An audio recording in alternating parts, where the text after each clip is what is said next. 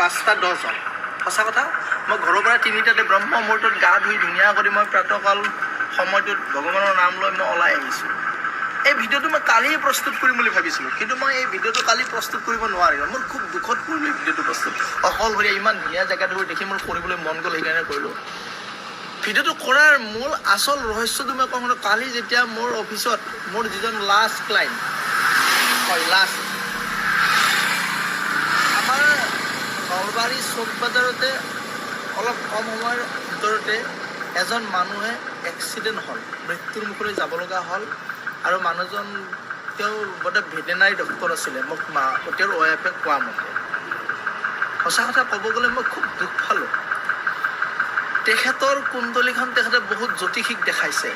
কিছুমান জ্যোতিষী বোলে এনেকৈও কৈছে যে আপোনাৰ যদি কি কয় ফ্লাইট যদি ওপৰত যদি ধ্বংস হৈ যায় কিন্তু আপুনি বাচিব, বাকী ফ্লাইটৰ মানুহ মৰি যাব। কোনোবা কাৰ 13 দিজাৰে বোলে কৈছে আপোনাৰ জীৱনটো ইমানেই ধুনীয়া সুন্দৰ কৰি সজোৱা, আপোনাৰ জীৱনত কেতিয়াও মৃত্যু নাই, পাৰিলে আপুনি মৃত্যু নাই বুলি না, মৃত্যুটো আছে মানুহলৈ, কিন্তু সেনেকুৱা কোনো মৃত্যু বা এক্সিডেণ্ট যোগ আপোনাৰ কপালত নাই। আৰু কোনোবা এজনে ধ্যান কৰি কিনে বোলে কৈছে আপোনাৰ জীৱনত সঁচা কথা ক'লে কেতিয়াও অশান্তি না সংঘাত ধুনীয়া চলিব, আপুনি এনেকৈ চলি যাব। একচুৱেলি এটা কথা কওঁ, আপোনালোকে যদি কাৰ 13 দিজাৰ কিবা কৰে জ্যোতিষ কি কৰে কৰক, কি কৰে মোৰ ক'বলগীয়া একো নাই।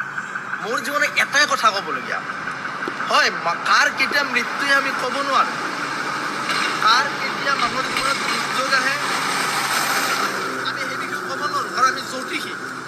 কিন্তু মই এটা কথা কওঁ, আমাৰ কুণ্ডলীখনত চাই কিনে যিটো ত্ৰিপাপ কালসৰ্প, যিজন মানুহৰ জীৱনত দুৰ্যোগ, যিটো মানুহৰ জীৱনত এক্সিডেণ্ট যোগ, এইবিলাক তাত লিখা থাকে।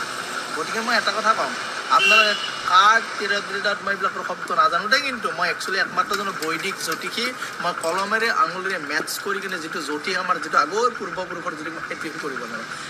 যদি জানে জ্যোতিষ কৰিব, নেজানিলে মানুহক চালান নিদিব। সেই মানুহজনক আপোনালোকে উঠাই দিলে, ইমান ভাল ভাল কথা দি প্ৰশংসা কৰিলে, অথচ মানুহজন মৃত্যুৰ মুখলৈ গৈ আছে। তেওঁৰ এক্সিডেণ্ট যোগ তাত পুস্তিখনত লিখা আছে, ইমান ধুনীয়া কিছুমান তেওঁৰ জীৱনৰ নিগেটিভ বস্তু ধুনীয়াকৈ কুণ্ডলীখনত দেখাই আছে। আপোনালোকে সেই পজিশ্যনটো কিয় নক'লে, যাৰ কাৰণে ঘৰখন ধ্বংসলীলা হৈ গ'ল, ঘৰখন চেজ হৈ গ'লনে নাই? গতিকে নেপায়। জ্যোতিষ কৰিলে ভালকৈ জ্যোতিষ কৰক, যদি নাজানে নকৰিব। মই নিজে কুস্তিখান যেতিয়া কালি মোৰ কুণ্ডলীখান হাতত দিছে, মোৰ চকুৰ পানী ওলাই গৈছে। স্পষ্টভাৱে কুণ্ডলীখানত কেইটামান বস্তু ইমান ধুনীয়াকৈ দেখা আছে।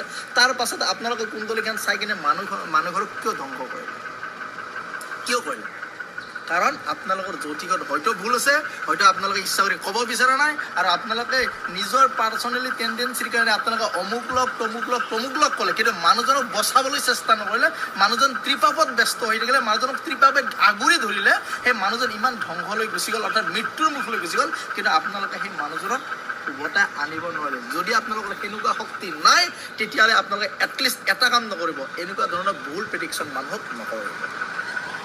মই খবৰত কৈছোঁ, কাৰণ কেনে এখন ঘৰৰ মূল মানুহজন নোৱালে সেই মানুহ ঘৰৰ কেনেকুৱা যদি একমাত্ৰ মানুহজনে জানে। মনত ৰাখিব, যদি পিতৃ নাই দোকানৰ এটা বস্তু নাই, যদি পিতৃ নাই বজাৰৰ হাজাৰ খেলনা বস্তু থাকিব পাৰে, এটা বস্তু নাই, যদি পিতৃ নাই এখন ঘৰৰ কোনো অস্তিত্ব নাই, যদি পিতৃ নাই ৰাখন মাৰ্কেটত কোনো সন্মান নাই, যদি পিতৃ নাই এখন ঘৰৰ কোনো মূল্য নাই।